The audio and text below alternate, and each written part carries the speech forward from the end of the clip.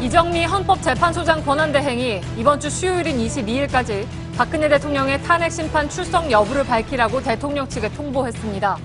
특히 박 대통령이 출석할 경우 국회 소추위원과 재판부의 신문을 받아야 한다는 입장을 헌재가 공식 천명하면서 직접 신문을 꺼리는 대통령 측의 선택폭이 좁아졌다는 분석입니다.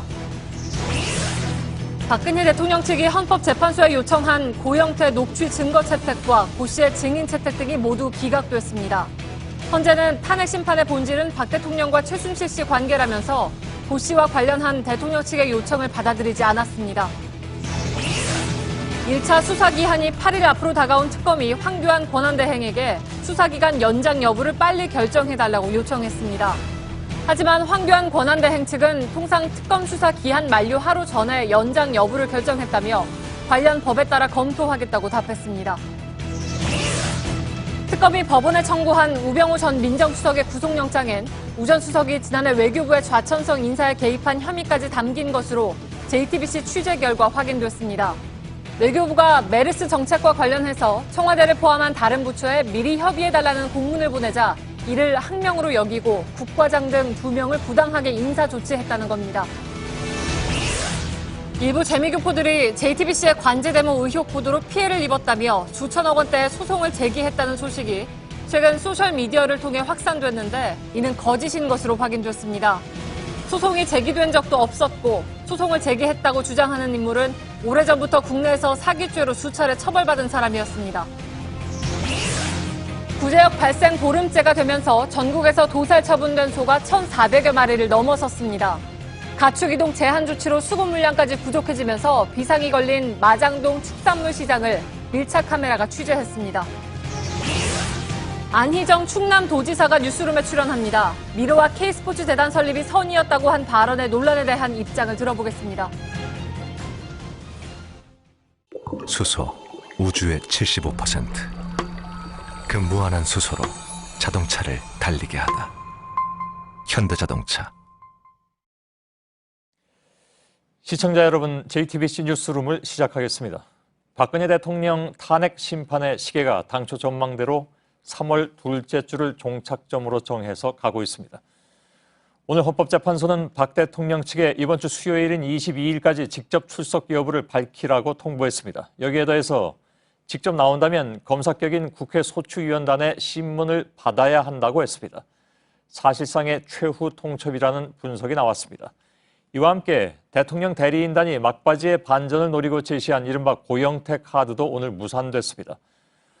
헌재가 고영태 녹취 파일에 대한 증거조사 신청도 받아들이지 않았고 고 씨의 증인 재신청도 기각했기 때문입니다.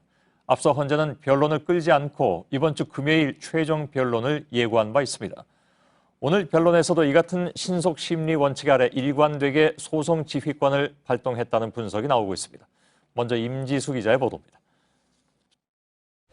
헌법재판소는 오늘 수요일 열리는 변론 때까지 박근혜 대통령의 직접 출석 여부를 밝히라고 통보했습니다. 특히 이정미 헌재소장 권한대행은 박 대통령이 최종 변론에 나오더라도 재판부나 국회 소추위 측의 질문은 피할 수 없다고 못 박았습니다. 헌재법에 따르면 피청구인 출석 시 신문이 가능하고 질문에 적극 답변하는 게 박 대통령에게도 도움이 된다는 겁니다. 앞서 대통령 대리인단은 박 대통령이 최종 변론에 나와 질문을 받지 않은 채 본인의 진술만 할 수 있다고 주장해왔습니다. 이에 대해 헌재가 대통령 대리인단의 해석이 잘못됐다고 공식 천명한 겁니다. 이 같은 헌재의 해석이 나오자 국회 측은 대통령에 대한 질문을 준비했다고 밝혔습니다. 한 1시간 내외로 신문할 신문사항도 준비하고 있다는 말씀을 드립니다.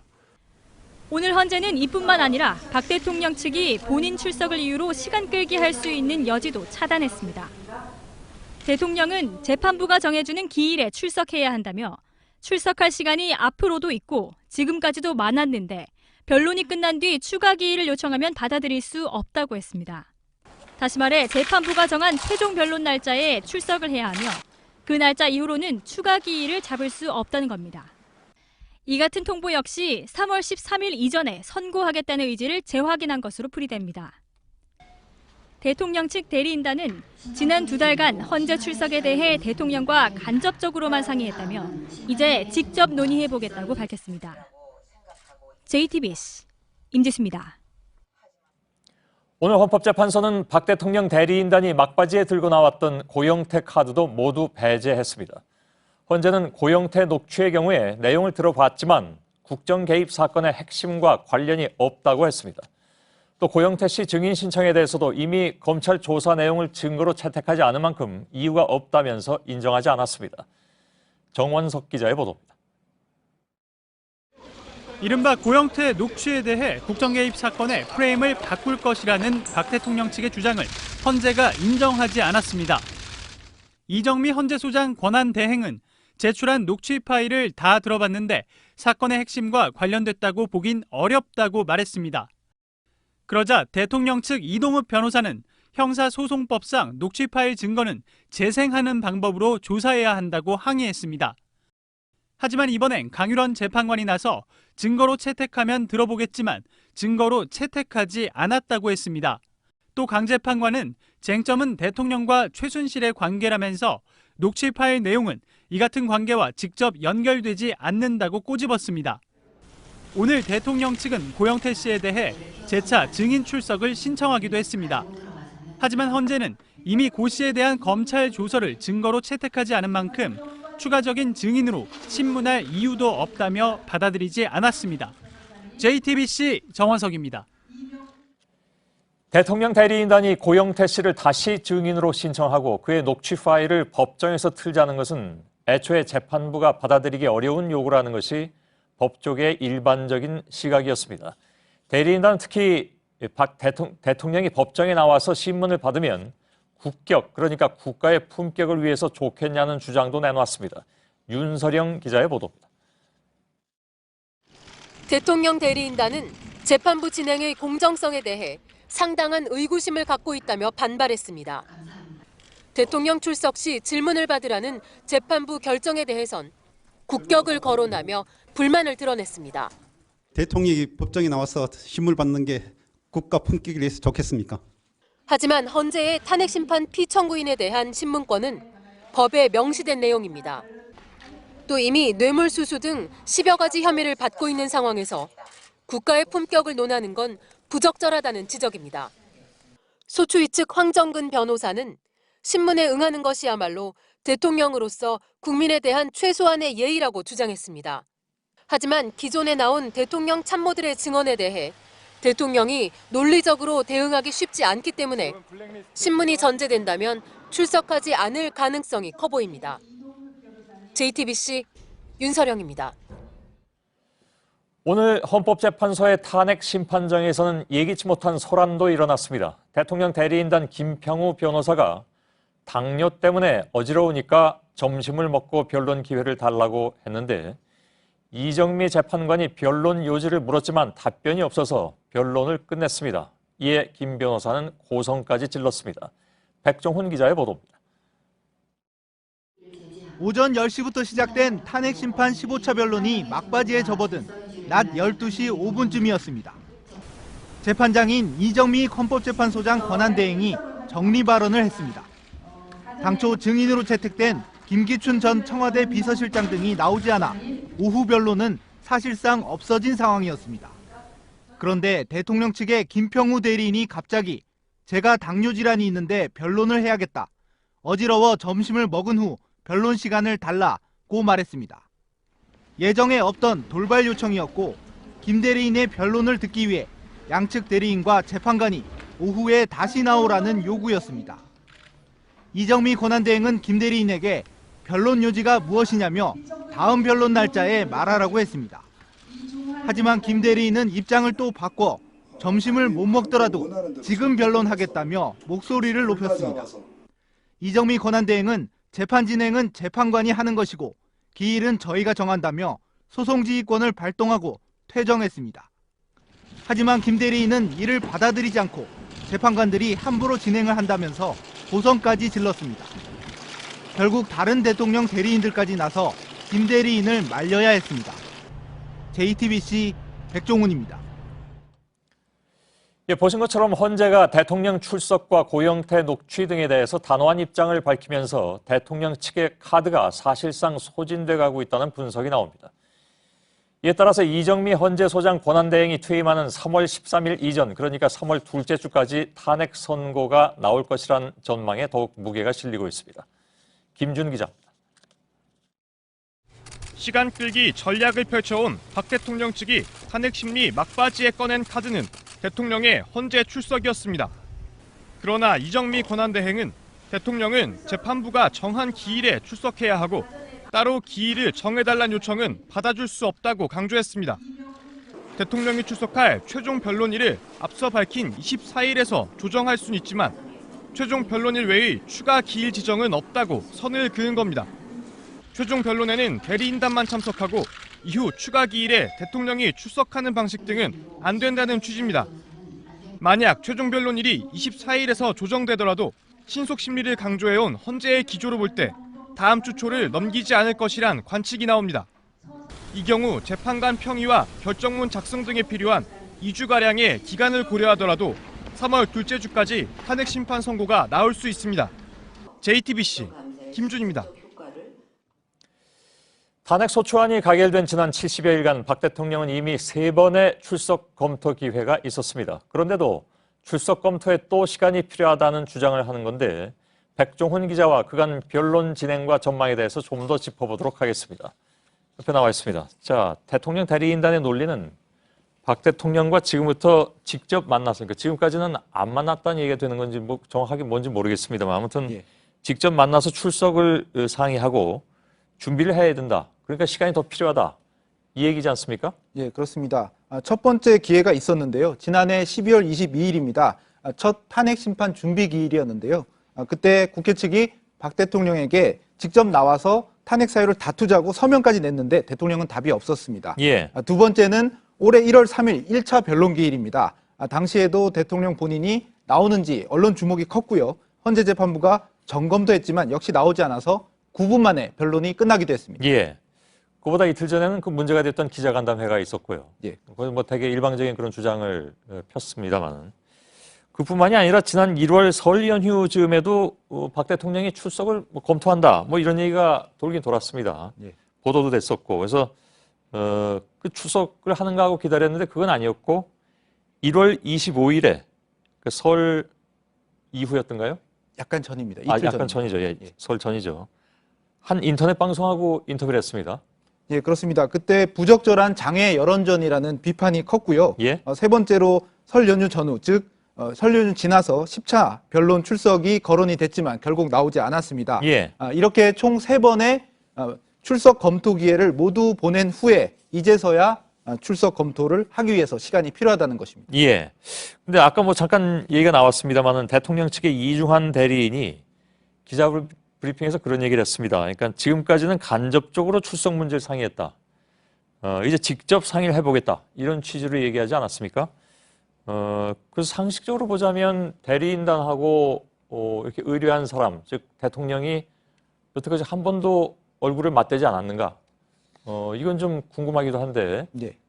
지금 이분의 말만 그대로 하자면 적어도 이 문제, 즉 출석 문제에 대해서는 직접 만나서 얘기해 본 적이 없다는 얘기가 되잖아요. 예, 그렇습니다. 제가 오늘 그 질문을 했는데요. 예. 대통령과 만나서 출석 의지가 얼마나 있는 건지 그리고 출석 논의 진전은 있는 건지 물었는데요. 아직 직접 박 대통령과 상의하지 않았다는 그런 취지의 말을 했습니다. 예. 이제까지 2달이 넘는 시간 동안 그러면 만난 것은 몇 번 만났다고 했거든요. 그래서 출석과 관련해 논의의 진전이 없었다는 얘기인지 의문이 드는 대목입니다. 예.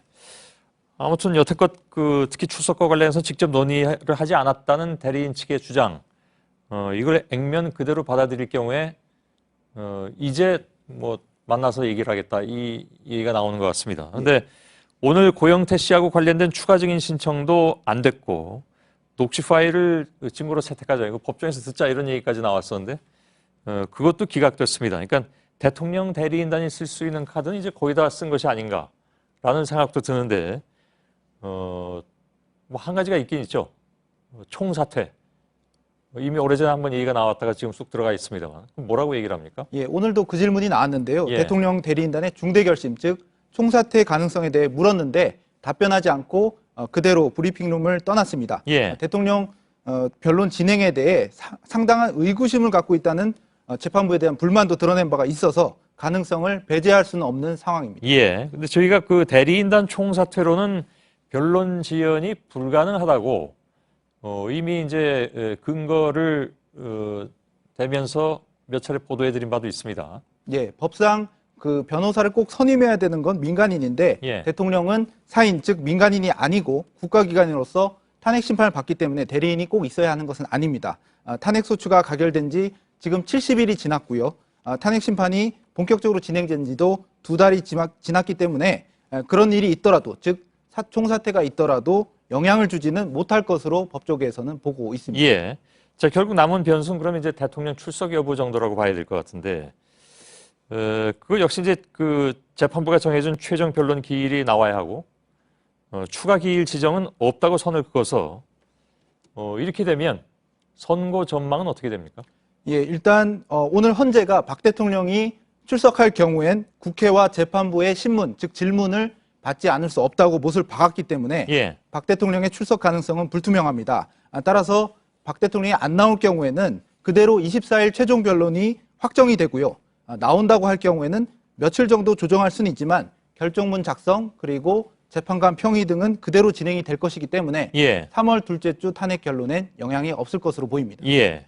대개 보자면 9일 내지 10일, 그러니까 목요일이나 금요일 정도로 예상을 한다는 그런 얘기가 되겠죠? 예, 그렇습니다. 예. 알겠습니다. 백종훈 기자였습니다. 헌법재판소가 신속한 탄핵 심판 의지를 보이는 것은 3월 중순 이후에 7인 재판관 체제의 문제점을 우려하기 때문입니다. 그런데 이와 달리 특검의 경우에는 수사기간을 더 늘려야 한다 이런 목소리가 커지고 있습니다. 아직 수사하지 못한 범죄 의혹들이 많아서 이달 말에 끝나는 당초 일정으로는 국정 개입 사건의 전모를 밝히지 못한다는 겁니다. 심수미 기자입니다. 박영수 특검은 삼성그룹이 미르와 K스포츠재단에 낸 출연금 204억 원도 뇌물 혐의에 포함했습니다. 이재용 부회장의 경영권 승계 과정에서 박 대통령의 포괄적인 도움을 노리고 두 재단에 돈을 냈다고 판단했기 때문입니다. 이처럼 돈에 대해 부정한 청탁과 대가성이 입증되면 재단에 출연금을 낸 다른 기업들도 뇌물죄 처벌 대상이 됩니다. 총수사면 문제가 걸려 있었던 SK그룹, 형제 간 경영권 다툼 과정에서 정부 지원이 필요했던 롯데그룹이 대표적입니다. 하지만 특검은 지난 2달여간 삼성 뇌물죄 수사에 집중하느라 이들 기업의 혐의는 추가로 수사를 해야 합니다. 또 특검법에 명시된 15개 수사 대상 가운데 청와대 문고리 3인방의 개입 정황이나 최순실 씨의 해외 자금 도피, 재산 은닉 등도 여전히 베일에 쌓여 있습니다. 특히 이번 사건의 공범으로 지목되는 사정기간 내 이른바 우병우 라인 수사는 특검이 끝나고 나면 사실상 어려워집니다. 검찰, 국정원 내에 우병우 사단이 도와주지 않고서는 민정수석 혼자만의 힘으로는 불가능합니다. 수사기간이 반드시 연장돼서 묵인방도의 카르텔을 제대로 규명을 해야 되겠다고 생각합니다. 역대 11번의 특검 수사 가운데 기간 연장이 거부된 사례는 대북 송금과 내곡동 사저 2건뿐입니다. JTBC 심소유입니다. 예, 이처럼 특검 수사 기간이 연장이 안 될 경우에 수사는 불완전하게 끝날 우려가 큰 상황이죠. 결국 수사가 어떻게 마무리되느냐는 황교안 대통령 권한대행에 달린 셈입니다. 황 대행 측은 통상 수사기간 만료 하루 전에 연장 여부를 결정해왔다면서 결정을 미루는 입장을 밝혔습니다. 그런데 하루 전에 결정해왔다는 주장도 사실과 달랐습니다. 안태훈 기자입니다. 특검은 지난주 황교안 권한대행에게 수사기간 연장 신청서를 보냈습니다. 수사 대상이 많고 범위가 넓은 데다 수사의 핵심이라고 할 대통령 조사가 이루어지지 않았기 때문입니다. 그런데 황교안 대행은 닷새가 지난 오늘까지 입장을 밝히지 않고 있습니다. 국무총리실 관계자에게 물어봤더니 특검 연장은 수사기간 만료 당일까지 하면 된다며 통상적으로 만료 전날 해왔다고 말했습니다. 1차 수사기간 만료일이 오는 28일인데 27일쯤 결정하겠다는 의미로 해석됩니다. 특검법은 수사기간 만료 전에 승인 여부를 통지하도록 하고 있습니다. 만료 당일에 결정하라는 뜻은 아닌 것입니다. 그런데 총리실의 주장과 달리 이전 특검 가운데 상당수가 닷새 또는 일주일 전에 연장 여부를 통보받았습니다. 한편 자유한국당은 의원총회를 열고 특검의 수사기간 연장에 반대한다는 당론을 채택했습니다. JTBC 안태훈입니다. 특검은 수사기한 연장이 안 될 경우에 늦어도 이번 주 중반에는 대통령 대면 조사가 이루어져야 한다는 입장입니다. 그런데 오늘 나오는 얘기를 보면 대통령 측은 특검에게 대면 조사와 관련해서 갖가지 특혜를 요구해왔고 특검은 대면 조사를 가능하게 하기 위해서 대부분 그런 요구를 들어줘 왔던 것으로 나타났습니다. 그러나 여전히 대통령 측은 대면 조사를 받는다는 말만 하고 있을 뿐 의지는 없어 보인다는 얘기입니다. 서복현 기자입니다. 박근혜 대통령은 특검 수사에 협조하겠다는 입장을 여러 차례 밝혀왔습니다. 특별 검사에 의한 수사까지도 수용하겠습니다. 이제 연락이 오면은 그거는 이제 성실히 임할 생각으로 있습니다. 청와대도 최근 대면 조사를 받고 싶다는 뜻을 연일 밝히고 있습니다. 하지만 실제 특검과의 협의 과정을 보면 일방적인 요구사항이 한둘이 아니었습니다. 우선 보안을 이유로 제3의 장소가 아닌 청와대 경내에서 비공개 조사를 주장했습니다. 조사 시간과 방식도 협상 테이블에 올렸습니다. 박 대통령의 건강 등을 고려해 길지 않게 조사하고 가급적 한 명이 조사해달라고 한 겁니다. 뇌물과 블랙리스트, 세월호 7시간 의혹 등 분야별로 수사 담당자가 지정된 특검으로선 불리한 방식이었습니다. 특히 피의자 신문 조사가 아닌 참고인 진술 조사에만 응하겠다고 주장한 것으로 알려졌습니다. 박 대통령은 이미 검찰 수사에서 피의자로 입건됐습니다. 이후 특검에서도 혐의가 여러 추가된 상황입니다. 특검은 일단 조사하는 게 중요하다고 보고 이런 요구를 수용해줬던 것으로 파악됐습니다. 하지만 박 대통령 측은 지난 9일로 예정된 대면 조사를 하루 앞두고 일정 공개를 이유로 조사를 취소했습니다. 박 대통령 측이 애초에 대면 조사를 거부할 명분을 찾아왔던 것 아니냐는 지적이 나옵니다. JTBC 서복현입니다. 우병우 전 민정수석은 이번에 결국 구속될 것인가? 특검은 내일 오전에 열리는 우병우 전 청와대 민정수석의 구속영장 실질심사를 앞두고 막판 준비 중입니다. 우 전 수석이 최순실 국정개입 사건을 비호했고 나가서 적극적으로 도왔다는 것이 특검의 판단입니다. 특검 사무실 연결하겠습니다. 박민규 기자, 내일 우 전 수석의 구속 여부가 결정되는데 특검이 집중적으로 준비하고 있는 부분이 어떤 겁니까? 네, 우 전 수석의 재직 시절 이 직권 남용 혐의입니다. 우 전 수석이 받는 혐의는 10가지 정도 됩니다. 때문에 그제 특검 조사 소환 당시만 해도 한 차례 더 불러서 조사해야 되는 게 아니냐 이런 얘기가 특검 내부에서도 나왔는데요. 특검은 조사를 마친 당일인 어제 생각보다 빠르게 구속영장을 청구했습니다. 그만큼 특검은 확실하게 입증 가능한 혐의에 대해 집중적으로 조사를 벌인 걸로 보입니다. 예. 문체부나 공정거래위라든가 이런 각종 정부 부처하고 기관 인사에 부당하게 개입했다. 이런 혐의도 받고 있습니다. 특검이 관련 물증을 충분히 확보했다는 얘기가 있던데 맞습니까? 그렇습니다. 우 전 수석이 이 블랙리스트 관련 지시를 제대로 따르지 않았다는 이유로 문체부 고위 공무원들을 좌천시켰다는 게 특검 판단인데요. 특히 당초 인사조치 대상이 됐던 공무원 중 한 명은 차은택 씨와의 친분으로 인사조치에서 제외가 됐다고 합니다. 이런 정황들을 모두 종합을 해보면 이 인사를 결정한 건 사실상 최순실 씨라고 특검은 보고 있습니다. 예, 근데 우 전 수석은 여전히 최순실 씨를 모른다고 하고 있지 않습니까? 그렇습니다. 특검 조사에서 우 전 수석은 이 문체부 인사 개입, 이 사실 자체는 인정을 했다고 합니다.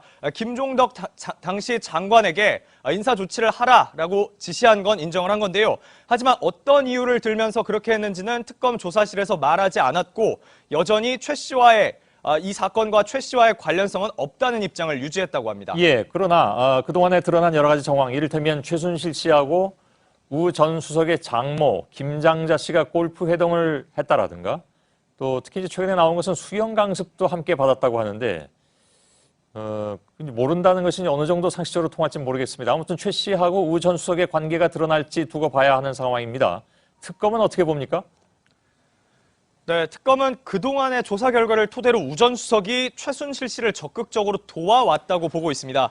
최 씨가 민정수석실에 인사청탁을 한 정황도 확보를 했는데요. 바로 이 최 씨의 핸드백 안에 들어있던 자료입니다. 이철성 경찰청장 등의 인사 파일 그리고 민정수석실로 보내라라고 적혀있는 최 씨의 자필 메모 등입니다. 예, 바로 그 메모가 이번에 우 전 수석의 발목을 잡았다 이런 얘기도 있고 근데 설령 이제 우 전 수석이 최 씨를 몰랐어도 문제가 되는 것 아닌가 하는 생각도 많이들 하십니다. 그러니까 민정수석의 역할인 고위공직자라든가 대통령 주변 인물들에 대한 감찰, 이것을 이제 소홀히 한 것이라는 건 이유 때문이겠죠. 예, 만약에 우 전 수석이 최 씨를 알았다면 이 고의로 감찰을 하지 않은 게 되고요. 몰랐더라도 대통령 측근과 관련자들의 비리를 제대로 감찰하지 못한 겁니다. 때문에 두 경우 모두 직무유기죄는 성립할 수 있어 보이는데요. 특검이 우선 우 전 수석의 직권남용 혐의에 집중하는 건 그동안 이로 인해서 피해를 입은 관련자 진술을 다수 확보했기 때문입니다. 특검은 또 자신의 개인 비리 그리고 미르와 K스포츠재단 등을 내사하던 특별감찰관실을 해체했다는 혐의 역시 상당 부분 수사를 마친 상태입니다. 예, 박민규 기자가 특검 사무실에서 전해드렸습니다. 보신 것처럼 우병우 전 민정수석의 혐의는 최순실 씨의 국정농단을 사실상 묵인하는 것으로 이런 것들을 포함해서 다양하게 나오고 있습니다. 그런데 JTBC 취재 결과 우 전 수석의 혐의에 외교부 인사 개입 내용이 포함된 것으로 확인됐습니다. 작년 2월 민정수석실 주도로 외교부 좌천성 인사가 있었는데 청와대에 항명을 했다는 것이 이유였습니다. 어떤 항명이었는지 김필준 기자가 단독 보도해드립니다. 2015년 메르스 사태로 중국 관광객이 주자 법무부는 중국 등 단체 관광객의 비자 발급 수수료를 면제하는 조치를 1년간 연장했습니다. 그런데 당시 외교부는 비자 발급 수수료를 계약직 직원들의 인건비로 활용했기 때문에 법무부의 갑작스러운 방침이 당혹스러웠습니다. 이후 외교부는 앞으로 결정에 앞서 미리 협의해달라는 취지의 공문을 법무부에 보내면서 청와대를 참조수 신처로 지정합니다. 하지만 민정수석실에선 이를 공직기강 위반으로 문제 삼았습니다. 청와대에 참조로 공문을 보낸 게 항명이라는 겁니다. 결국 해당 공문을 보낸 담당자와 직속 상관은 지난해 2월 좌천성 인사를 당했습니다. 당시 외교부 관계자는 굉장히 이례적인 일이어서 충격이 컸다고 말했습니다. 특검은 이런 인사 외압의 배경에 우 전 수석이 있다고 보고 피해를 입은 외교부 인사를 최근 불러 조사했습니다. 사실관계를 확인한 특검은 외교부 인사 개입 내용을 우 전 수석의 직권남용 혐의에 포함시켰습니다. JTBC 김필주입니다. 청와대 문고리 3인방 중에 한 명, 사실상 잠적했다는 의혹을 받아온 안봉근 전 국정홍보비서관이 오늘 특검에 출석했습니다. 그렇게 찾아도 못 찾았는데 갑자기 자기 발로 나타나니까 신출귀몰이라는 평도 나왔습니다. 참고인 신분인 안 전 비서관은 조사를 받는 과정에서 피의자로 전환될 가능성도 있습니다. 전다빈 기자입니다. 안봉근 전 비서관은 지난해 11월 14일 검찰에 출석한 이후 잠적했다는 의혹을 받아왔습니다. 최근 헌재가 경찰에 소재 탐지를 요청했지만 경찰도 안 전 비서관을 찾지 못했습니다. 출석을 피해오던 안 전 비서관이 오늘 석 달여 만에 모습을 드러냈습니다. 안 전 비서관은 박 대통령 비선진료 의혹에 연루돼 있습니다.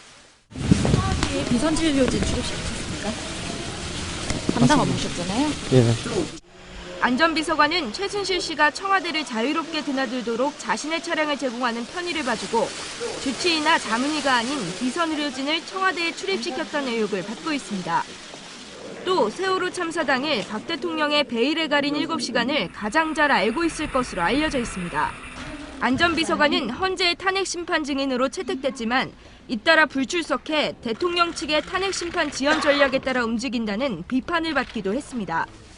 안 전 비서관이 갑작스레 출석한 배경을 놓고 여러 해석이 나오는데 대통령 측과 계속 연락하며 적절한 시기를 저울질하다가 특검에 나온 것이라는 분석이 제기됩니다. JTBC 전다빈입니다. 한편 김정남의 아들 한솔 씨가 시신 인도 문제를 논의하기 위해서 잠시 후 쿠알라룸푸 공항에 도착할 예정이라고 현지 언론이 보도했습니다. 다음 소식입니다. 북한 용의자 가운데 유일하게 체포된 이정철은 말레이시아에 위장 취업을 했던 사실이 드러났습니다. 저희 취재진이 이 씨 측과 고용주가 주고받았던 문자를 확인해봤는데 북한 사람 5명의 비자를 얻으려 했던 정황도 포착됐습니다. 강신우 기자의 단독 보도입니다. 쿠알라룸푸르 시내의 한 건강보조식품 업체입니다. 이정철이 3년간 일한 것으로 돼 있습니다. 하지만 고용주의 말은 다릅니다. So you met him 5 times, right? During 3 years. 정기적인 월급을 준 적도 없었다고 합니다. 북한산 물품 중개업자 역할을 하고 싶다고 접근해 취업 비자를 받게 도와줬다는 겁니다. 필요한 일이 있을 땐 전화와 문자만 했는데 이정철은 영어가 서툴다며 딸을 내세웠습니다. 문자를 확인해 보니 반년여 전부터 다른 북한 사람들을 입국시키는 데 집착하는 상황이 이어집니다. 지난해 7월 11일 5명의 북한 사람들을 데려오려 한다며 취업 요청을 하고 9월에는 수수료까지 제한합니다. 한꺼번이 아닌 점차적으로 들어올 거란 점을 강조하더니 지난 12월엔 1명만 부탁합니다. 다른 4명은 이미 해결됐을 가능성도 엿보이는 대목입니다.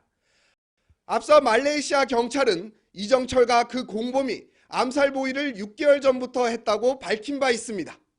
이정철이 이곳에 누구를 거주시키려고 했고 또 어떤 작업을 함께 하려고 했던 것인지를 밝히는 것이 또 다른 핵심 과제로 떠올랐습니다.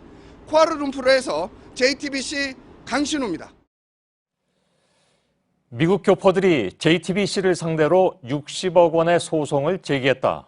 이달 초에 한 블로그에서 퍼지기 시작한 기사입니다. 이 기사는 극우 성향 커뮤니티와 친박단체 소셜미디어 등을 통해서 일파만파 확산되더니 주말 친박단체 집회에서 정치인들도 이를 언급하기 시작했습니다. 이른바 단골 메뉴가 되는 것이죠. 소송 규모도 처음 60억 원에서 120억, 1000억, 그리고 최근에는 무려 3천억 원으로 뛰었습니다. 그런데 취재진이 확인한 결과 이 기사는 가짜 뉴스였습니다. 소송을 제기했다고 밝힌 자칭 미국 교포는 지난 7년 동안 국내에서 여러 차례 사기 행각으로 시정을 받았던 인물로 확인됐습니다. 소송을 접수했다고 밝힌 미국 법원에서도 JTBC와 관련돼서 접수된 고소장은 없었다고 밝혔습니다. 누가 봐도 황당한 이 가짜뉴스가 어떻게 사람들을 현혹시켰을까요? 자신들이 믿고 싶은 내용은 검증 없이 무조건 퍼뜨리고 보는 가짜뉴스 유통의 실태, 먼저 이호진 기자입니다. 지난 16일 저녁 광화문 이순신 장군 동상 앞입니다. 한 남성이 태극기를 든 사람들에게 둘러싸여 삭발을 하고 있습니다.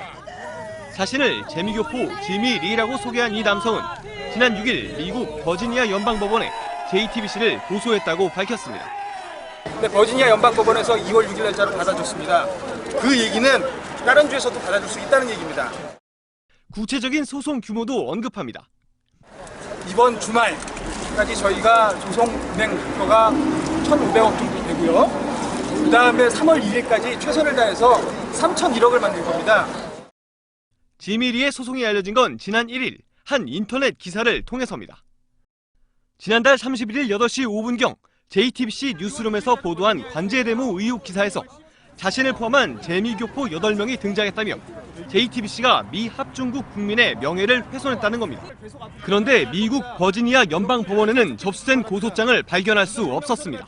미국 연방법원의 전자법원 시스템에서 조회한 바로는 소장은 오늘 현재로서는 찾지 못했습니다. 취재진이 확인한 결과 지미리는 한국 이름 이모 씨로 최소 수년간은 한국에서 활동해왔습니다. 아는 분이시죠? 이분 말이시죠? 그죠. 최근에 머리 깎으셨고. 국내에 계신 기준이죠? 그렇죠. 우리 여기는 아니고 여기 아니니까 지금 어디인지 모르지. 국내에 머물며 2010년부터 지난해까지 사기죄로 4차례에 걸쳐 징역형과 벌금형을 받았습니다. 대부분 범행 수법도 비슷했습니다. 주로 미군 장교나 정치인을 사칭해 활동비와 술값 등으로 돈을 가로챘습니다. 소송뿐만 아니라 정치적 활동 의혹도 제기됩니다. 친박단체 집회에 참가해왔다면서도 소송설이 불거지기 전 자신이 대표로 있는 단체는 바른정당을 지지한다고 밝힌 바 있습니다. JTBC 이호진입니다. 예, 지금 보도해드린 것처럼 JTBC에 대한 미국 교포들의 수천억 원대 소송은 황당한 사기극을 가공한 가짜 뉴스였습니다. 그런데 이 가짜 뉴스는 인터넷과 소셜미디어 등을 통해서 확산됐고 일부 정치인들과 보수 인사들의 입을 통해서 부풀려지기도 했습니다. 친박단체 집회 나가시는 분들은 피해가 우려되기도 합니다. 이어서 김지아 기자입니다. 지난 4일 시청 광장에서 열린 친박단체 집회입니다. 연사로 나선 자유한국당 김진태 의원이 JTBC에 대한 재미교포들의 소송을 언급합니다. 어떤 해외 교포는 손석희를 상대로 500만 불을 청구했습니다. 우리 집에서도 제 아내, 애들 둘 다 청구했습니다. 김진태 의원 측은 해당 소송이 가짜라는 JTBC 취재진의 지적에 아무런 대응을 하지 않았습니다. 일주일 뒤에 열린 또 다른 친박단체 집회. 이번엔 대통령 대리인단 서석구 변호인이 가짜뉴스를 지지하는 취지의 발언을 합니다.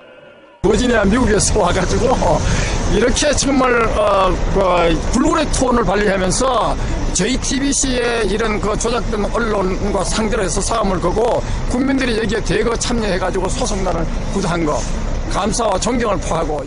해당 발언에 대한 입장을 묻자 잘 모르는 내용이었다고 밝혔습니다. 예, 그때 판교구 집회에서 처음 봤어요. 미국에서 뭐 소송을 진행하는 과정이나 뭐 이런 거에 대해서 그거는 제가 잘 몰라요. 구체적인 뭐 어떻게 소송하는지 그거는 잘 몰라요. 이 발언들이 극우 성향 인터넷 커뮤니티 등에 알려지면서 해당 소송을 응원하는 움직임이 커졌습니다.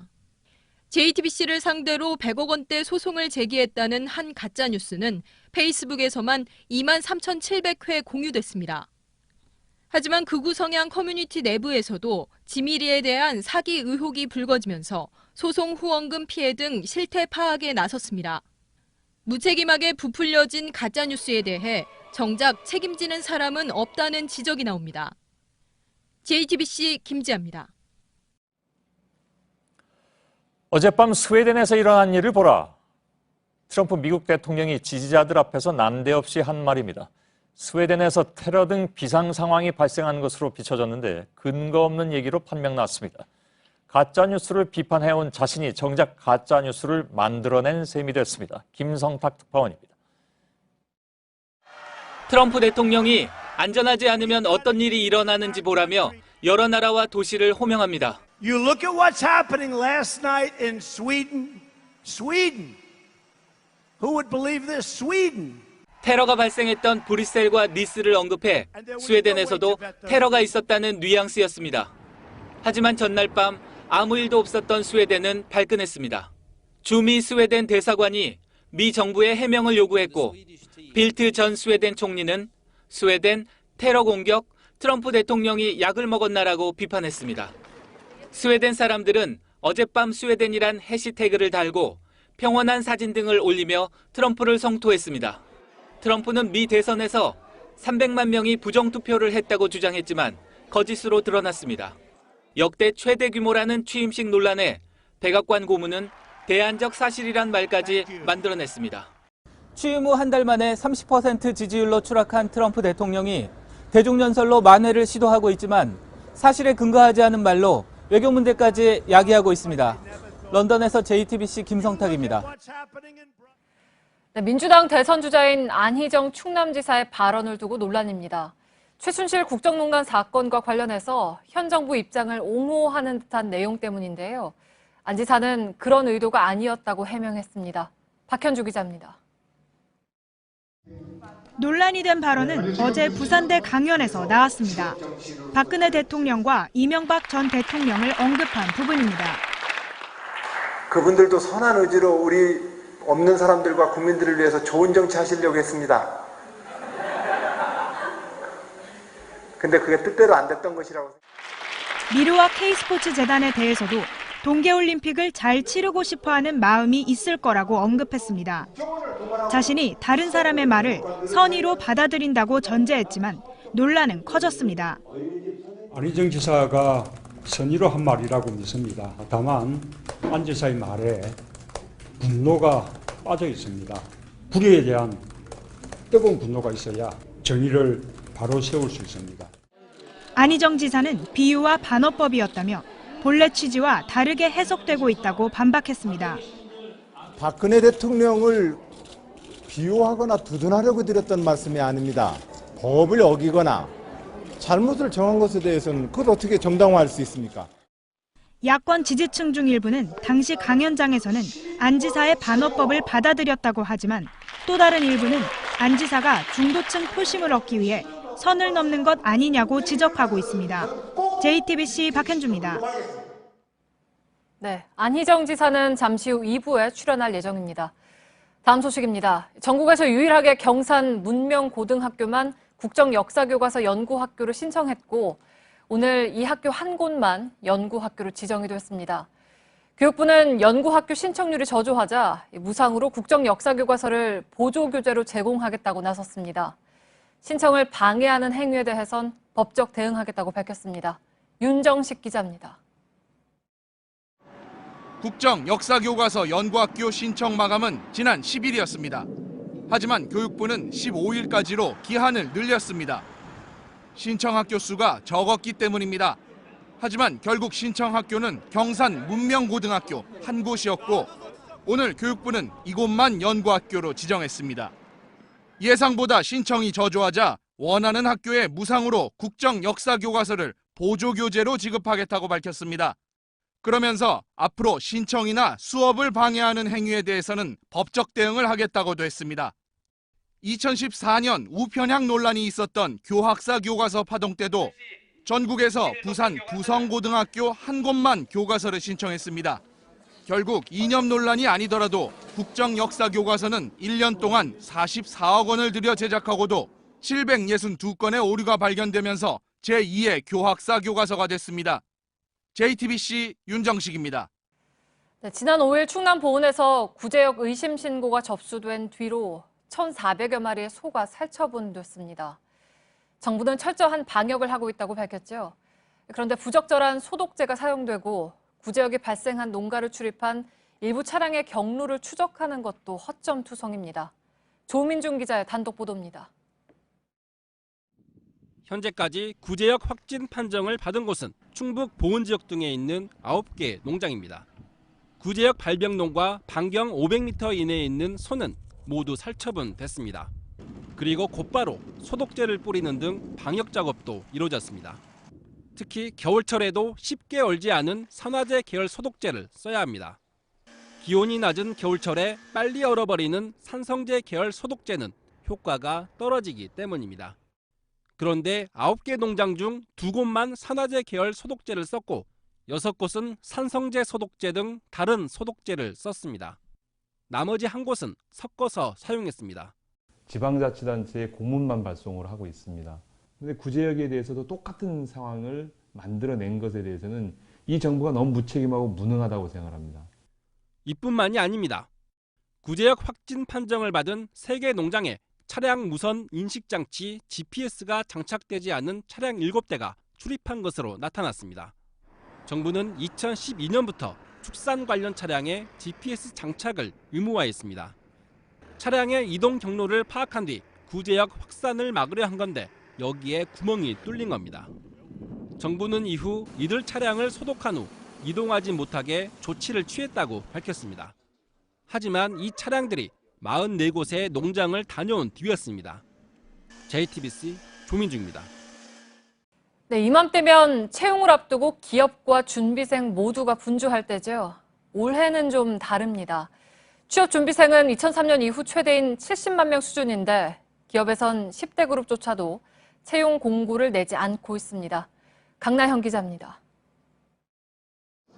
취업 시즌으로 꼽히는 3월이 코앞인데도 대학가 풍경은 예년과 사뭇 다릅니다. 공채 공고를 내줘야 마음 편히 이제 준비를 할 수 있는데 좀 계획을 알려주지 않으니까 더 불안감이 좀 커지는. 티오가 지금 명확하지 않으니까 약간 다른 쪽 분야도 생각을 해봐야 하나? 라는 생각도 들고 약간 불안하죠. 10대 그룹만 따져봐도 SK를 제외하면 채용 규모를 명확하게 발표한 곳이 없습니다. 현대차그룹과 GS가 채용 규모를 예년 수준으로 정했을 뿐 삼성을 비롯해 나머지 7개 대기업은 채용 규모를 아직 못 정하고 있습니다. 기업에선 국내외 정치경제 사정 등 불확실성을 이유로 듭니다. 대기업 취업자 수는 이미 줄고 있습니다. 지난달 직원 300명 이상 대기업 취업자 수는 241만 6천 명으로 나타났습니다. 1년 전과 비교하면 4만 6천 명이 줄었는데 금융위기 이후 가장 큰 폭으로 떨어졌습니다. 기업에선 일정이 늦어지더라도 채용은 하겠다는 입장이지만 지난해와 같은 규모를 유지하는 건 어렵다는 전망이 우세합니다. JTBC 강나현입니다.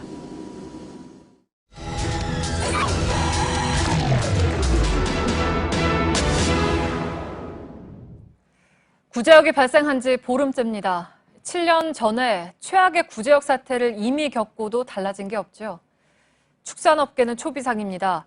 수도권 최대 규모인 마장동 축산물 시장에 밀착 카메라가 다녀왔습니다. 김도훈 기자입니다. 어둠이 짙게 깔린 새벽 시간, 화물차들이 시장 입구로 줄지어 들어섭니다. 냉장 화물칸을 채운 건 밤사이 도축을 마치고 서울로 올라온 각종 소와 돼지 등 축산물입니다. 어디서 해서 온 것들이에요? 전국에서 올라오죠. 사람보다 큰 고기 덩이를 등에 짊어지고 정육점을 부지런히 오갑니다. 화물차들이 한꺼번에 몰려들면서 시장 안은 백제통이 됩니다. 지금 시간이 새벽 3시를 막 넘긴 시간인데요. 보시면 시장 골목 안은 이렇게 전국 각지에서 독출된 축산물들을 실은 화물 차량들로 골목이 가득 찼습니다. 하지만 운송 물량은 보름 새 절반 이상 줄었습니다. 우리가 피부로 느끼는 거는 운송 물량, 두수, 그게 좀 줄은 것 같아요. 평상시보다. 전국에서 1,400마리가 넘는 소가 도살 처분되고 정부의 가축이 동지한 조치로 물량이 부족해졌기 때문입니다.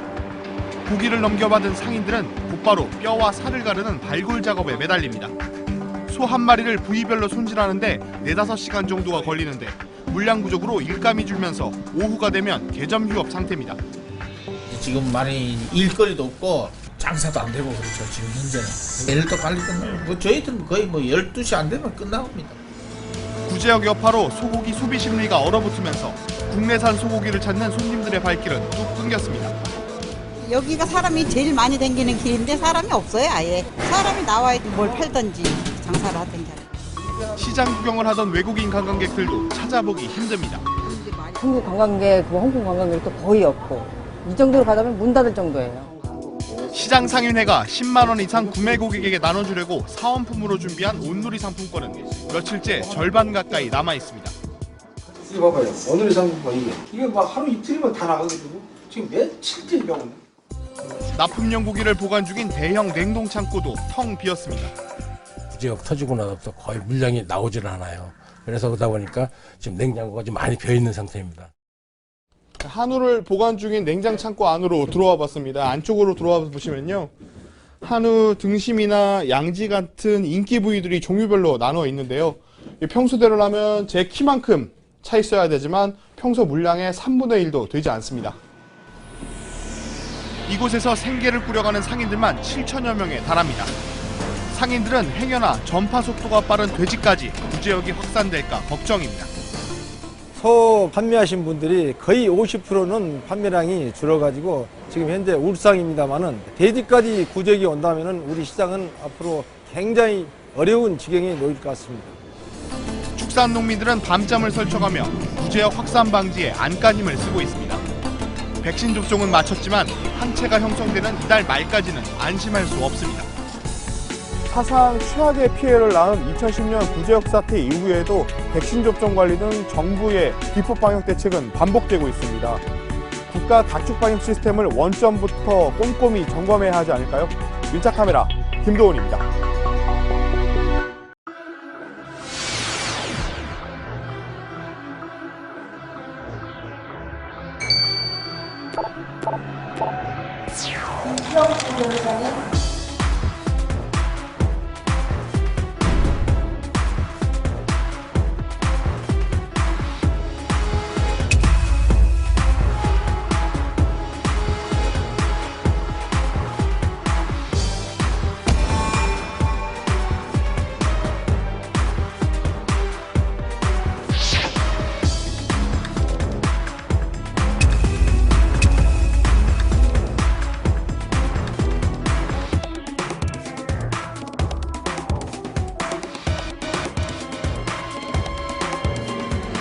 김평수 영사는요?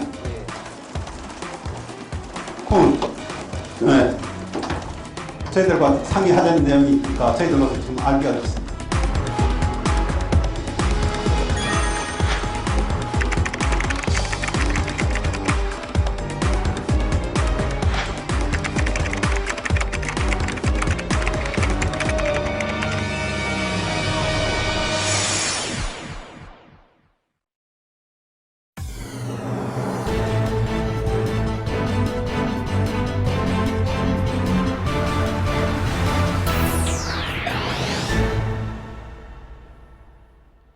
뉴스룸의 앵커 브리핑을 시작하겠습니다. 팝스타 아델은 시상대에 올라가서 트로피를 절반으로 쪼개버렸습니다. 얼마 전 그래미 시상식에서 있었던 일입니다. 모두 5개의 상을 받은 아델은 이렇게 말했습니다. 정말 감사하지만 나는 이 상을 받을 수 없다. 비욘세, 당신은 나와 내 흑인 친구들이 살아있음을 느끼게 해준다. 후보에 나란히 올랐던 비욘세를 향한 말이었죠. 비욘세는 함께 눈물을 흘렸습니다. 너무 하얀 그래미. 이런 말이 나왔을 만큼 그래미상은 유독 흑인 음악에 인색해왔습니다. 더구나 지금은 극심한 인종 갈등을 부추기는 트럼프의 세상이기도 합니다. 청룡영화상은 정말 상을 잘 주죠. 배우 김혜수 씨 역시 2년 전 청룡영화상 사회를 보는 도중에 이렇게 말했습니다. 역사와 전통을 지닌 대종상 영화제가 편향심사 논란에 휩싸였던 바로 그 시기. 좋은 영화가 후보작에조차 오르지 못하던 당시는 석연치 않았으나 지금은 익히 짐작이 가는 그때의 상황을 고스란히 담아낸 일침이었습니다. 웃으며 던진, 그러나 사람들의 귀에 선명하게 꽂힌 그 한마디는 지금까지도 내내 회자되고 있습니다. 재치 있게, 유쾌하게 자신의 생각을 전했던 팝 가수와 배우. 그들은 상대방을 조롱하거나 독설로 말하지 않았습니다. 그리고 그것은 긴 겨울을 견뎌내는 중인 광장에서 시민 모두가 보여줬던 품격과도 다르지 않았습니다. 굳이 미셸의 이 말을 다시 기억하지 않더라도 조롱과 독설, 심지어는 위협의 시간과 공간을 극복하고 유사일에 이런 적이 있었던가 싶을 정도로 절대 다수로 나타나는 시민들의 생각들. 무엇보다도 이른바 가짜뉴스에 좌지우지되지 않았던 합리적 이성이 있었기에 가능한 일이었습니다. 누군가를 지지하든 지지하지 않든 이런 결과는 아마도 시민 개개인의 깊은 고뇌의 산물일 것이라는 믿음을 우리는 가질만 하지 않은가. 이제 막바지로 향하는 발걸음, 지금 그 한 발 한 발은 무엇보다도 신중하고 조심스러워야 할 시기. 그래서 다시 떠올리는 품격 있는 저항, 아델의 그래미상과 김혜수의 청룡영화상. 오늘의 앵커 브리핑이었습니다.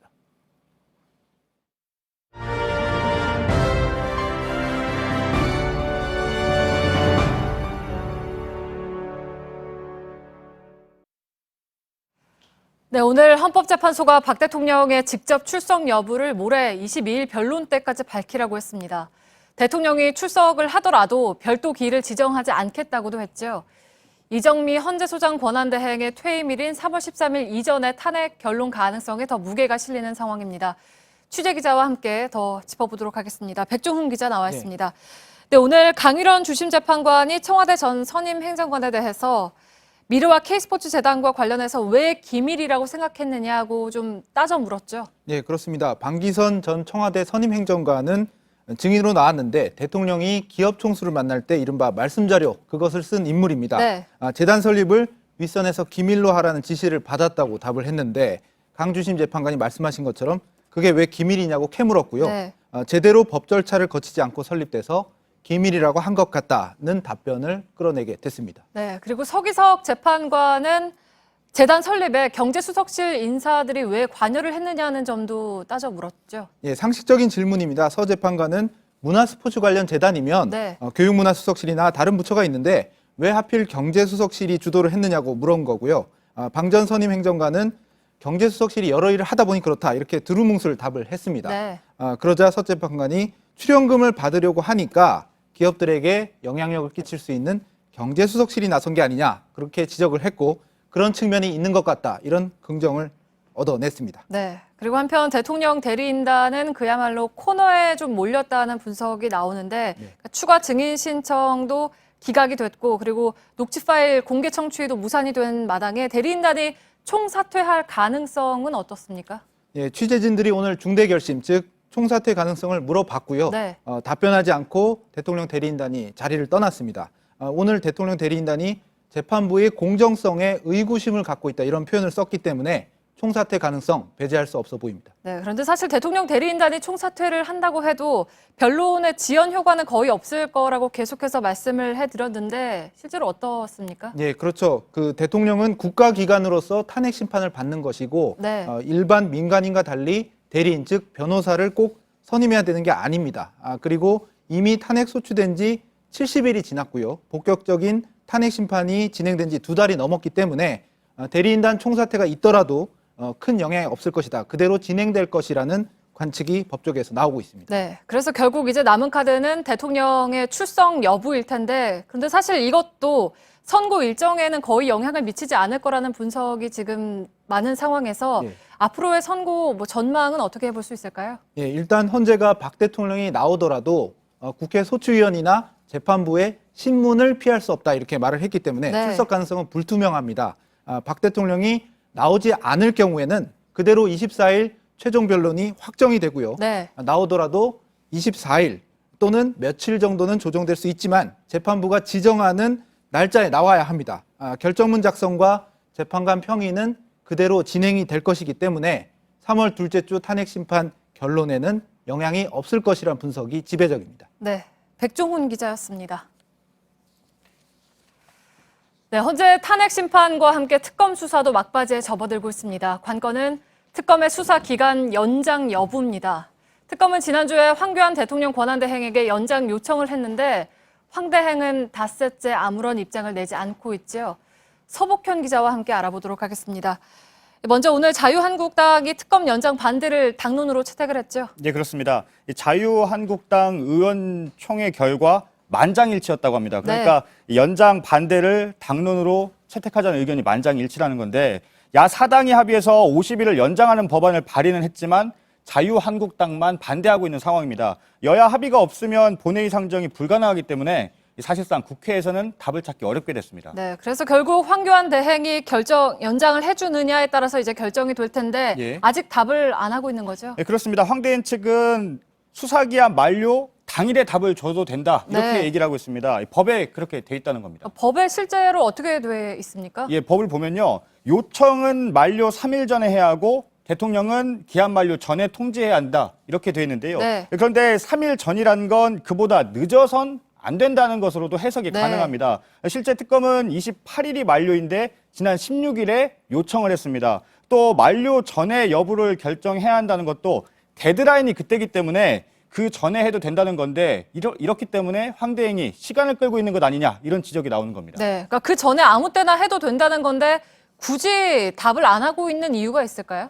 일단 황 대행 측은 통상 만료 하루 전에 했다 이렇게 얘기를 하고 있는데요. 네. 그런데요. 꼭 그렇지만은 않습니다. 보면요. 2008년 삼성 특검은 5일 전에 연장을 승인했고요. 네. 같은 해 BBK 특검은 일주일 전에 연장을 승인했습니다. 네. 물론 하루 전에 연장 가부를 결정한 경우도 있었지만 꼭 그렇지만은 않았다는 겁니다. 그리고 통상이라는 단어를 썼는데요. 이 사건은 현직 대통령과 관계된 유례없는 사건이기 때문에 전혀 통상적이지 않죠. 네, 그렇죠. 그러니까 연장에 대한 가부 결정이 이렇게 늦어지게 되면 특검으로서도 제약을 받게 되지 않을까요? 그렇습니다. 일단 특검은 연장이 필요하다는 입장인 거고요. 네. 또 최소한 가부라도 알아야 이 조사를 이어가야 할 부분 또 검찰에 넘겨야 할 항목 이런 부분들을 정리를 할 수 있는 건데 또 계획을 짤 수 있는 건데 황 대행이 답을 주지 않고 있는 상황인 겁니다. 네, 그러니까 연장을 안 해줄 거라는 전망이 지금 사실 많은데 예. 그러면 이제 수사 기간이 얼마 남지 않은 상황이잖아요. 그러니까 예. 박 대통령 대면 조사에 대한 얘기는 나온 게 있습니까? 어떻습니까? 네, 지난 9일에 한 차례 무산된 이후에 특검과 박 대통령 측의 협의에는 크게 진전이 없는 것으로 파악이 됐습니다. 네. 특검은 조만간 가부에 대해서 발표를 하겠다 이렇게 입장을 내놨습니다. 네, 지난번에는 장소나 시간, 방식에서 특검이 모두 양보를 해줬다는 거잖아요. 예, 지난번에 이 대통령 측이 요구한 내용들을 좀 보면요. 비공개로 청와대 경내에서 심지어 시간도 길지 않게 가급적 한 명이 조사하고 특히 피의자 신문 조사를 받지 말고 참고인 조사만 받아달라 이렇게 네. 요청을 한 것으로 알려졌습니다. 네. 이미 박 대통령은 피의자로 입건이 돼 있는 상태죠. 참고인으로 조사를 받느냐 피의자로 조사를 받느냐는 이 법적으로 큰 차이가 있습니다. 특히 이 향후에 재판을 받게 될 경우에는 더 차이가 큰 건데요. 네. 명백한 피의자 신분인데도 참고인으로 조사를 받게 해달라는 건 대통령으로서 특권을 누리겠다 이렇게밖에 해석할 수 없다는 지적이 나옵니다. 네. 그런데 사실 지금 시점에서 대면 조사가 중요하냐라는 시각도 있잖아요. 이거는 어떻습니까? 지금 상황을 보면요. 물어볼 건 오히려 많아지고 있습니다. 먼저 이재용 삼성 부회장이 뇌물공여 혐의로 구속이 됐죠. 네. 그리고 또 구속영장이 청구된 우병우 전 민정수석도 문체부 등 인사 개입은 박 대통령의 뜻이라고 진술을 했습니다. 네. 이 특검은 대면 조사가 필요하긴 하다고 보고 있습니다. 하지만 이 다음 주 만료가 예상되는 데다 이 많은 증거와 진술이 있는 만큼 부인할 것으로 예상되는 박 대통령의 답변을 들어도 어차피 이 달라질 것은 크게 없기 때문에 무리하지는 않겠다 이런 입장인 네. 것으로 알려졌습니다. 앞서 이 검찰 단계에서도요. 검찰은 박 대통령 조사는 해명 기회를 주는 차원이다 이렇게 얘기를 했습니다. 이미 부인할 수 없는 증거가 많이 있다는 얘기겠죠. 네. 서복현 기자였습니다.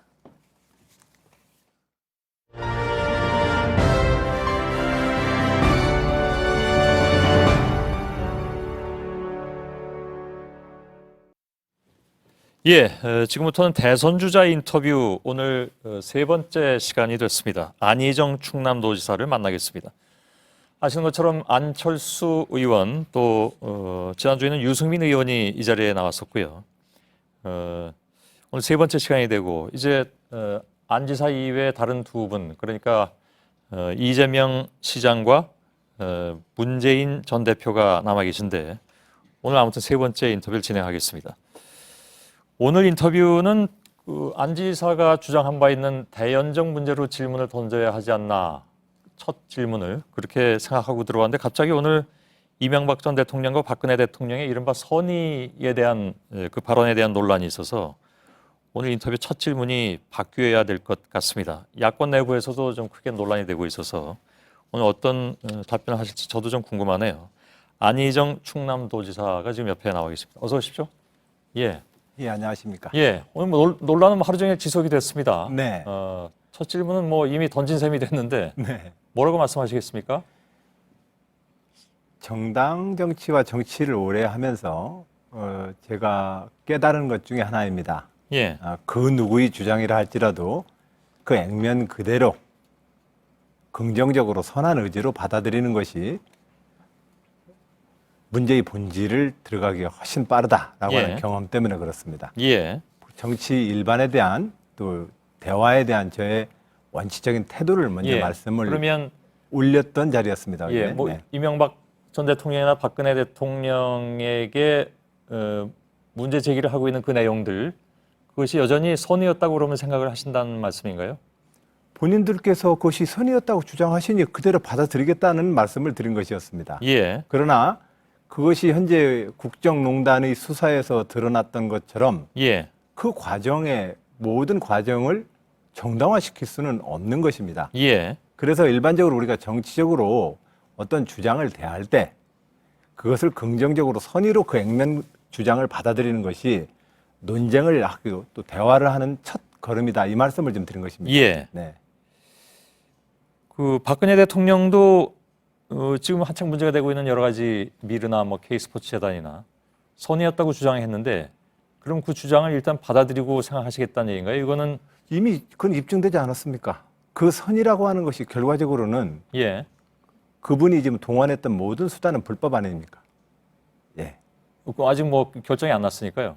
현재 수사의 과정으로 봤을 때 예. 그것은 부당한 정치적인 국가 이 압력이거나 예. 부당한 거래라고 이미 사실이 드러나고 있기 때문에 예. 저는 그 과정 전체를 지금 선한 의지였다라고 주장하는 건 아닙니다. 예. 네. 근데 아시는 것처럼 지금 뭐 법원 아니죠, 그러니까 특검이든 그 전에 검찰이든 이쪽에서는 뇌물죄 혐의를 적용하느냐를 가지고 지금 굉장히 다투고 있습니다. 이미 특검에서는 그렇게 보고 있는 거고요. 그러면 애초에 이것이 선의였는데 어쩌다 보니까 이 법적 절차나 이런 게 잘못돼가지고 뇌물이 되는 것이냐, 뭐 그런 말씀이신가요? 선이라고 하는 것은 선과 악을 따지자는 문제가 아니라요. 예. 어떤 주장에 대해서 그분이 주장하는 바대로 받아들이는 것. 예. 그분의 주장은 스스로가 좋은 일을 하려고 이러이러한 제안을 하고 이를 추진했습니다라고 이야기하지 않겠습니까? 예. 우선 우리는 그것을 받아들여야만 대화가 가능하다라고 하는 어제 부산에서의 강연의 예. 내용이었습니다. 그거를 처음에 이제 받아들이면 네. 사실 의심할 필요가 없어지는 것이겠죠, 그죠? 그러니까 무엇인가가 드러나기 전에는.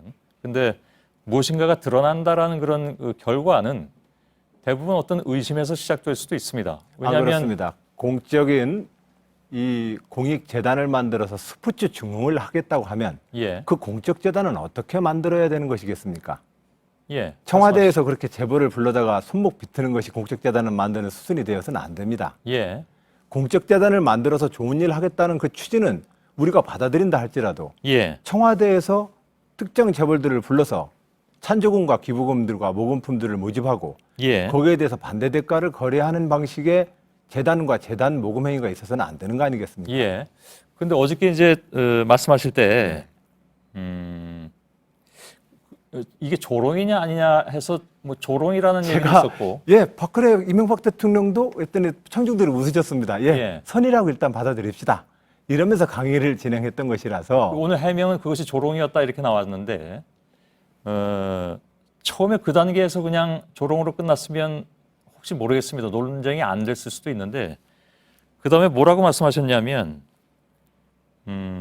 저는 누구라도 그 사람이 말하고 있는 그 액면가대로 선의로 받아들입니다.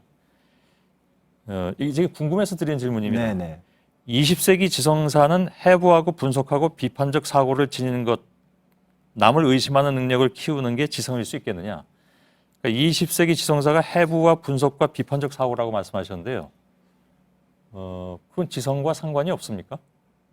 이제 궁금해서 드리는 질문입니다. 일반적으로 학문을 하는 방식 속에서도 우리는 예. 통섭이라는 21세기의 새로운 학문의 취합과 통섭이라고 하는 관점을 우리는 받아들이고 있습니다. 예. 사물을 의심하고 그것에 대해서 분석을 하고 해부하는 방식이 20세기까지의 우리가 바라보는 지성과 철학이었다면 예. 지금은 그것을 분해할 수 없는 그 요소를 모두 통섭의 관점에서 받아들일 때 그 예. 온전한 객관적 진리에 갈 수 있다라고 하는 일정한 학문을 대한 태도의 변화들 아니겠습니까? 예. 그걸 지적한 것입니다. 글쎄요. 통섭이 그 모든 것을 다 아우르는 것은 아닐 수도 있으니까요. 근데 지금 말씀하신 그대로만 보자면 그냥 제가 하신 말씀만 가지고 짧은 식견으로 말씀드리자면 해부하고 분석하고 그에 따른 비판이든 비평이든 하는 것은 검증의 기본이 아닌가요? 그러니까 다시 말하면 예, 무슨 말씀인지 알겠습니다. 그런데 예. 이제 제가 그 했던 것은 정치권에서 우리가 여당이든 야당이든 예. 상대의 주장을 우리가 아니요, 지금 받아들이는 태도에 대해서 그것도 이제 충분히 이해는 그런 가는데요. 관점에서 이제 문제 제기를 한 것이고요. 예, 근데 예를 예. 드신 네. 이명박 전 대통령의 4대강 사업이라든가 박근혜 대통령의 지금 얘기가 되고 있는 각 재단의 문제라든가 하는 것은 사실은 그 해부하고 분석하고 비판적 사고가 있었기 때문에 문제가 제기되는 것이고 그에 따라 지금 이런 상황까지 온 것인데 물론 뭐 최종 결정은 봐야 되겠습니다만은 수사 중이고 또 탄핵 심판 중이니까요. 근데 따라서 이것을 그 지성일 수 없다고 말씀하시면 예를 들어서 20세기의 지성은 그런 방식을 썼으나 예. 21세기의 지성일 수 있겠는가? 21세기의 우리의 지성사의 변화는 예. 좀 더 통합적 관점을 띠는 것이 옳다. 근데 예를 들면 4대강 사업을 제가 예를 들어서 말씀을 예. 올리겠습니다. 4대강 사업은 나쁜 사업이다라고 정의를 내리는 것보다는 예. 홍수주전 그리고 뭐 생태 수환경의 어떤 개선 자 이런 취지로 4대강 사업 하신다고 그랬습니다. 예. 예, 그럼 좋습니다. 그런 취지로 4대강 사업을 하시나 보다라고 받아들입니다. 아니요. 그러면 그때도 아시는 것처럼 환경단체라든가 또 많은 저의 태도를 말씀드립니다. 예, 예. 예. 받아들였을 때 그러면 어떻게 하는 것이 수자원 생태를 보호하는 거 수질을 개선하고 그리고 친수와 그 홍수로부터의 안전한 물 관리 방법이냐에 대해서 우리는 논의를 더 적극적으로 추진할 수 있지 않겠습니까? 예. 그런데 네. 예를 들어서 네. 그런 사업이 추진됐을 때 많은 전문가들이 그 문제를 해부하고 말씀하신 데 그대로 받아서 하자면 해부하고 분석해서 이거는 4대강 사업은 문제가 있다라고 비판적으로 접근을 했습니다. 그리고 지금의 결과에 대해서는 아까 조롱이라고 말씀하셨는데 아마 그 안 지사께서도 4대강 사업이 좀 문제가 있다고 보신 모양이죠. 그러니까 조롱이라고 표현하신 것 같은데요. 아닙니다. 그 뒤에 20세기의 지성사와 우리가 예. 지성을 가졌다라고 하는 것이 예. 의심하는 것으로부터 출발했다면 어떤 주장과 사실에 대해서 의심하고 분석하는 것으로부터 우리가 20세기의 지성사를 이해했다면 의심을 꼭 부정적으로만 보시는 것 같은데요. 주어진 것에 대해서 의심하는 것에 대해서 부정적으로 보냐 안 보냐의 문제가 아니라 예. 20세기의 지성사가 그랬다는 겁니다. 단정적으로 말씀하시기 좀 어려운 측면이 있겠지만. 제 관점은. 그러나 21세기의 지성이라고 하는 것은 우리가 통섭이라는 단어에서 이야기했던 것처럼 좀 더 우리는 다른 관점의 진리의 접근 방법을 가져야 된다라고 이야기를 하고 있습니다. 그런데 예를 들어서 통섭이라면 모든 것을 그냥 아울러서 조화롭게 나가는 것이냐, 아니면 무엇인가를 분석하고 하는 것은 꼭 한쪽 면만을 보고 하는 것이냐, 즉 통섭의 개념과 다른 것이냐, 그건 아니라고 말씀하시는 분들도 많이 계십니다. 다시 말하면 오히려 통섭으로 가는 것이 그러한 과정을 거쳐서 본질적인 통섭의 본래적인 의미로 갈 수 있는 것이 아니냐라는. 이렇게 보면 어떨까요? 저는 정치인으로서 발언을 한 겁니다. 철학가나 교수로서 발언을 한 것이 아니라요. 정치인이 왜 20세기까지의 지성사를 의심하는 능력이라고 규정을 했으며 21세기의 지성은 좀 더 통섭의 관점을 떼어야 된다라고 저는 왜 정치인으로서 주장했을까요? 그 주장의 이면에서 제가 하고 싶은 이야기는 무엇이었을까요? 바로 그것을 그 대목에 착안한다면 제 이해가 이해 안 될 바가 아닐 것 같습니다. 그 부분은 여태까지 안 지사께서 나름대로 지켜오신 어떤 노선의 일관성에서 크게 벗어나지 않는다고 얘기할 수도 있겠는데 문제는 아까 말씀드린 대로 그렇게만 접근해서 과연 정치에서 일어날 수 있는 모든 일을 다 해석할 수 있겠느냐 하는 문제가 남는 거 아니겠습니까? 저는 지난 7년 동안 지방정부를 이끌면서 많은 주장과 어깃장과 주장들 틈 속에서 지방정부를 이끌어야 했습니다. 그 많은 어깃장과 비난으로만 제가 받아버리면 대화가 안 되는 현실을 너무나 많이 겪었습니다. 저분이 왜 화를 나서 나한테 저렇게 어깃장을 놓을까를 그분의 감정과 그분의 말 자체를 제가 긍정적으로 받아들일 때라야만 저는 대화가 된다는 경험을 많이 했습니다. 그리고 저는 그것이 우리가 지향해야 될 민주주의 새정치의 모습이라고 저는 생각합니다. 그런 측면에서 어떠한 주장을 할지라도 그 주장을 그 사람이 가지고 있는 그 진실성을 의심할 게 아니라 그 사람은 그렇게 생각하는구나라고 일단 받아들이는 것이 우리 대화의 출발점이라는 말씀을 드리고 싶었던 것입니다. 그 이번 건도 마찬가지다 이런 말씀이시죠? 그러니까 어저께 말씀하신 것은 특별히 뭐 바뀐 건 없는 것 같네요. 그렇습니다. 그런데 저의 이야기를 지금 그 박근혜 대통령의 이 국정농단 사건을 선한 의지였으니까 그럼 다 그냥 아무 문제 없다는 이야기로 주장하자는 거냐 이렇게까지 확대 해석하시는 분이 있습니다. 저는 그건 아니라고 생각합니다. 그런데 이게 왜 문제가 되냐면요. 이 시작을 선한 의지로 규정을 하고 시작을 하면, 그죠? 지금 그 진행되고 있는 많은 일들의 상당 부분이 논리적으로 흔들릴 가능성이 많기 때문에. 안 그렇습니다. 그건 아니, 선한 의지냐 나쁜 의지냐를 따질 것이 아니라 그가 어떤 불법을 저질렀느냐에 대해서 우리는 그걸 조사하는 것이고 우리가 민주주의에서 법치를 주장하는 것은 그의 생각이 아니라 그가 어떤 불법 행위를 했느냐의 문제입니다. 알겠는데요.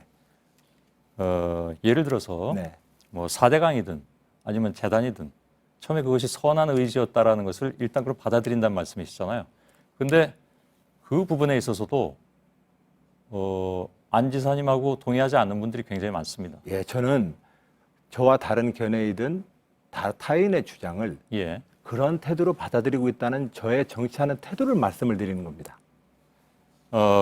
그러면 뭐 안 지사께서 향후에 어떻게 될지는 모르겠습니다. 뭐 저 대선을 통과하실지 우선 경선이겠습니다만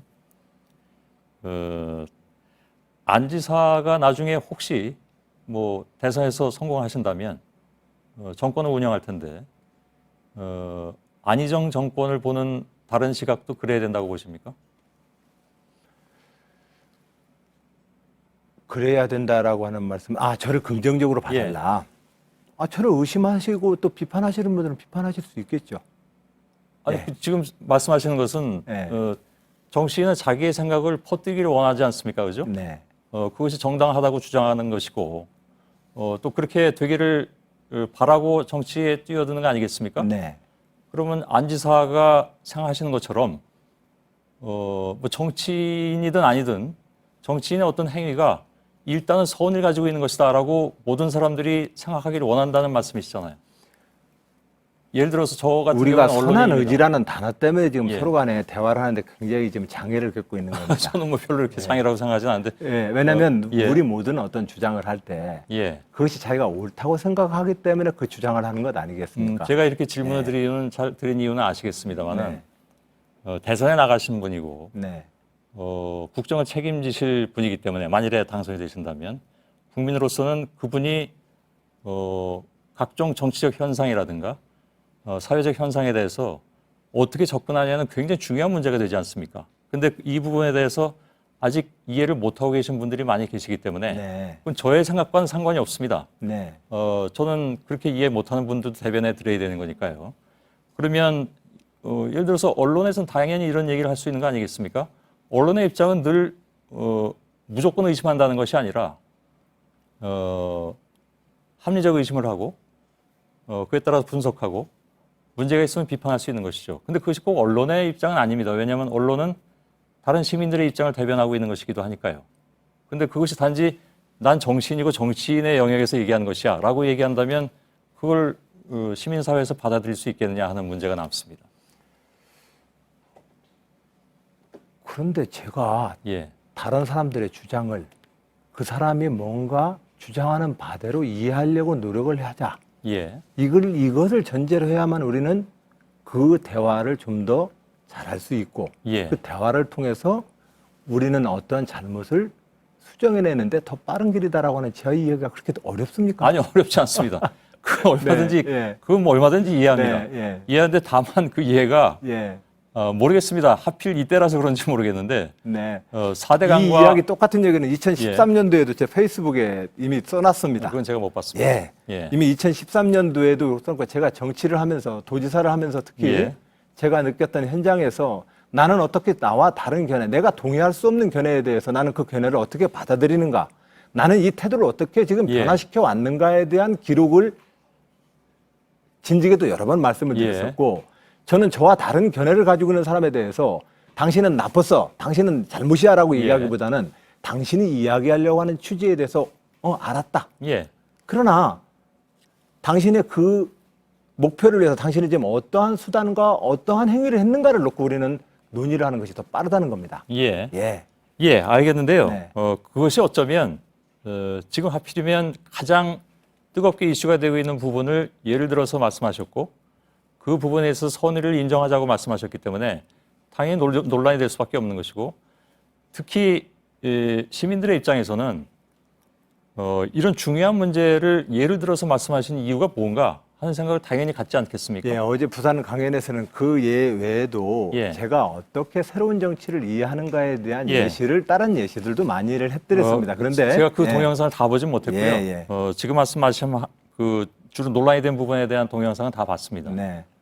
그래서 뭐 제가 본 느낌을 그대로 말씀드리는 것이 아니라 그것에 의해서 다른 사람들이 가질 수 있는 의구심에 대해서 말씀드렸고요. 충분히 타당합니다. 예. 그 의구심을 갖고 저에 대해서 걱정을 하시는 목소리를 예. 어제 오늘 많이 그것이 듣고 또한 알고 있습니다. 네. 그것이 또한 이거 뭐 시간이 많이 돼서 이제 더는 길게는 말씀 못 드릴 것 같은데 어떻게 이 얘기만 하게 됐습니다. 오늘 제일 뜨거운 이슈이긴 하니까요.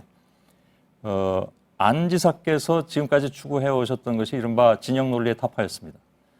동시에 그렇게 해서 나온 현상이 뭐였냐면 대개 정치인들은 자기들의 성이 있지 않습니까, 그죠? 그것이 진영으로 표현되든 아니면 당으로 표현되든 그건 상관이 없는데 그것으로부터 한 걸음씩 나오시는 모습을 누구나 봐왔고 그것이 뭐 모르겠습니다. 정치 선거 전략인지 어떤지는 뭐 제가 판단하기 어렵습니다만은 근데 그 한 걸음 나오다가 보니까 지금 이 상황은 글쎄요.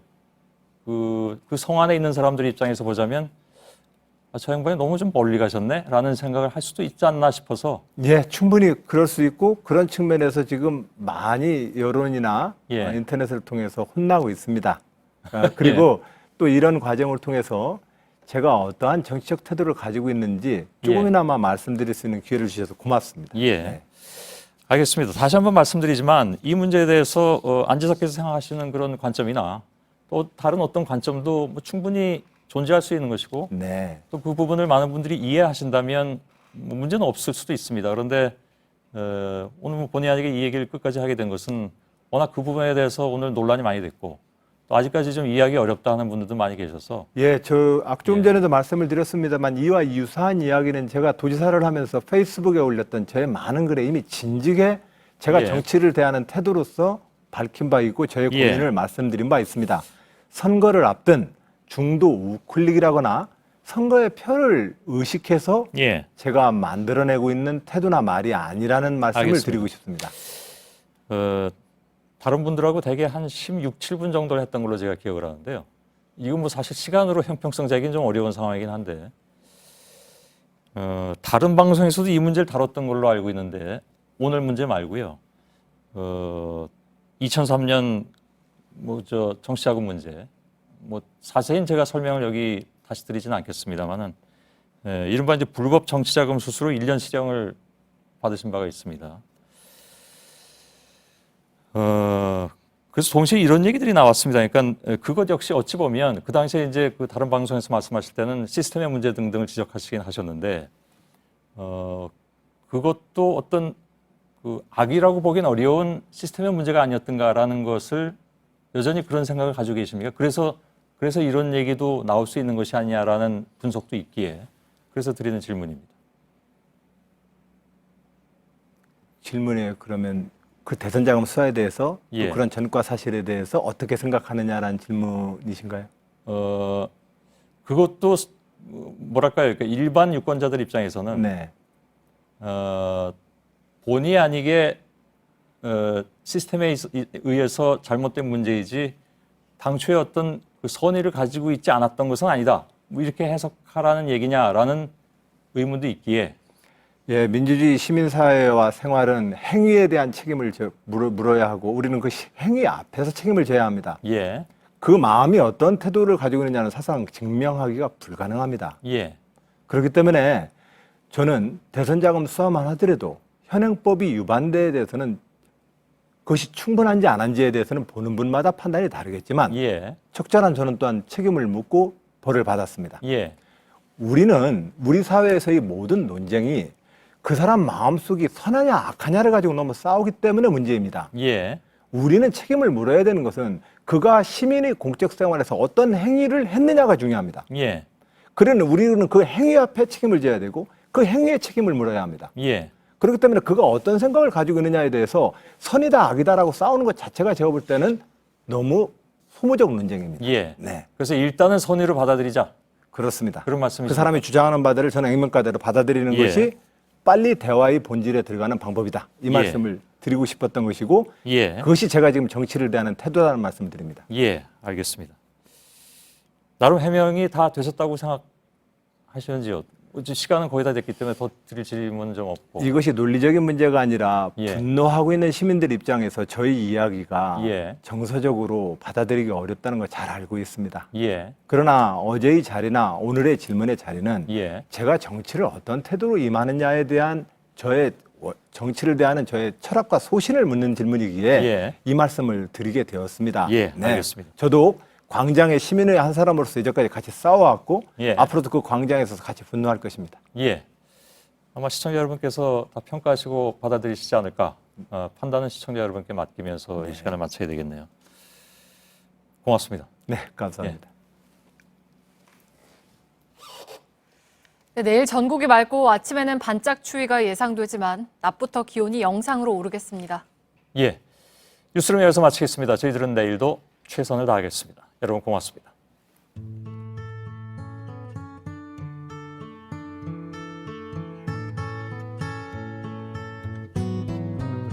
When you're down and troubled and you need a helping hand and nothing is going